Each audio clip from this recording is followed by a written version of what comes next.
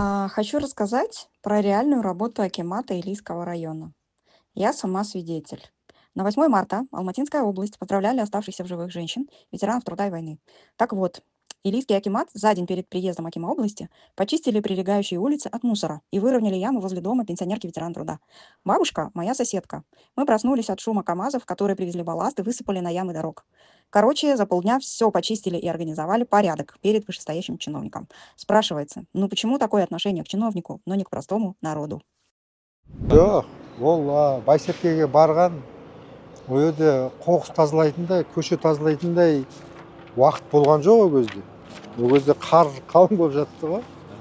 Сен үшін ауыстырсаң да еді, жазып қойып. Түсінемін. Бардық. Енді ол жерде арық тазалайтындай, көше тазалайтындай, көшенің шұңқырын жөндейтіндей погода болған жоқ. Оны өздеріңіз бәріңіз білесіздер қандай болған. Да, енді келгеннен кейін көшенің қарын тазалау ол өзі акиматтың міндеті болғаннан кейін қарын тазалау. Бірақ ол жерде қандай бір көшенің сыпырып, тазалап, шұңқырын жөндеп, арығын тазалайтындай Қысқасы ондай болған жоқ. Болған жоқ. Неге десеңіз, жылып атқаны бүгін ғой өздеріңіз. Түсінікті. Кешенің өзінде қар болып тұр. Онда былай